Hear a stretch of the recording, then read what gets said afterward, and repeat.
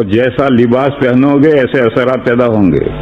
لباس کے اچھے اثرات بھی پیدا ہوتے ہیں، برے اثرات بھی پیدا ہوتے ہیں. کہتے ہیں کہ فرعون اور موسیٰ علیہ السلام کے درمیان میں جو مقابلہ ہوا تھا، اور فرعون نے سارے مصر کے جادوگروں کو اکٹھا کر کے مقابلہ کروایا تھا، اس میدان میں صرف جادوگر مسلمان ہو گئے اور کوئی مسلمان نہیں ہو.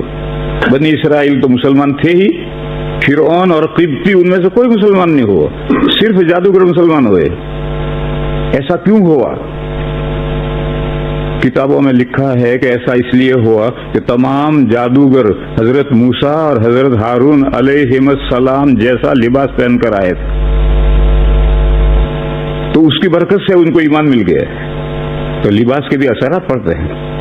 یہ ان کا لباس پہن کر کیوں آئے تھے؟ ہاسپٹل میں جس کو داخل کرتے ہیں تو سارے کپڑے اتروا کر ہاسپٹل کے کپڑے پہنوا دیتے ہیں. آج بھی قاعدہ ہے، ساری دنیا میں قاعدہ ہے کہ ہاسپٹل میں جو پہنچتا ہے تو کپڑے اتار کر کے ہاسپٹل کپڑے پہنو. خیر یہ تو انسانوں کا مسئلہ ہے. ایک مرتبہ لنکیشائر میں ہم سلوٹر ہاؤس دیکھنے گئے، تو انہوں نے ہمیں وقت دیا تھا کہ 7:15 بجے آئیے ہو. تو ہم بولٹن سے گئے، برف پڑ رہی تھی اور سخت سردی تھی، ونٹر کا زمانہ تھا. ہم 6:45 بجے پہنچے تو سلوٹر ہاؤس بند ہے. میں نے اپنے ساتھیوں سے کہا بھائی تم نے کیسا وقت لیا ہے، یا تو کوئی کارخانہ کھلا ہی نہیں. تو ساتھیوں نے کہا کہ ابھی 7 بجے کھلے گا.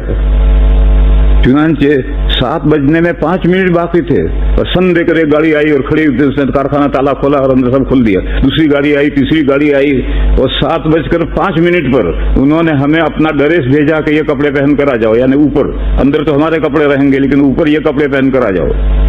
یعنی وہ سلوٹر ہاؤس کا جو ڈریس ہے وہ ڈریس اندر سے بھیجا انہوں نے ہمارے سب کے لیے کہ یہ ڈریس پہن کر کے آؤ. تو میں نے ان سے پوچھا کہ بھئی ہمیں اندر جا کر کام تھوڑی کرنا ہے، نوکری تھوڑی کرنی ہے، ذبح تھوڑی کرنے ہیں، ہم تو دیکھنے کے لیے آئے ہیں، ہم یہ لباس کیوں پہنے؟ تو اس نے مجھے جواب دیا، بہت معقول جواب دیا. اس نے کہا کہ آپ اندر آئیں گے تو جانوروں میں بھی گھومیں گے. یہاں گھیٹے بکرے سب بندھے ہوئے ہیں، سینکڑوں کی تعداد میں ہیں، ان میں بھی گھومیں گے. تو آپ کا لباس دیکھ کر ہمارے جانور ڈریں گے، بچکیں گے. اور ہمارے جیسا ہی لباس آپ نے پہن رکھا ہے تو جانوروں کو کوئی نئی بات معلوم نہیں ہوگی. تو بات سمجھ میں آیا کہ جو لباس کا بھی اثر پڑتا ہے. اگر ہم یہ لباس پہن جائیں گے تو گھیٹے بکرے تو ڈریں گے، اور ان کا لباس پہن کر جائیں گے تو نہیں ڈریں گے. ان مثالوں سے معلوم ہوا کہ لباس کا ظاہر کا بھی اثر پڑتا ہے، دوسروں پر بھی اثر پڑتا ہے، اپنی طبیعت پر بھی اثر پڑتا ہے. حضرت موسیٰ علیہ السلام اور حضرت ہارون علیہ السلام دونوں کا لباس پہن کر جادوگر آئے تھے، تو ان کی طبیعتوں پر یہ اثر پڑا کہ موسیٰ علیہ السلام جب لاٹھی ڈالی اور وہ لاٹھی ان کے جادوؤں کو کھا گئی تو سارے کے سارے سجدے میں گر پڑے اور ایمان لائے. تو خود اپنے طبیعت پر بھی اثر پڑتا ہے اور دوسروں پر، جانوروں پر بھی اثر پڑتا ہے، تو دوسرے انسانوں پر کیوں اثر نہیں پڑے گا؟ اس لیے میرے بھائیوں، اسلامی لباس پہن کر مسجد میں آیا کرو. جاب پر جب جاتے ہو تو تمہیں جو لباس پہننا ہو پہنو، لیکن مسجد میں اللہ کے گھر میں آؤ تو نیک بندوں کا لباس پہن کر آؤ. اس کا طبیعتوں پر اثر پڑے گا، عبادت کرنے میں جی لگے گا.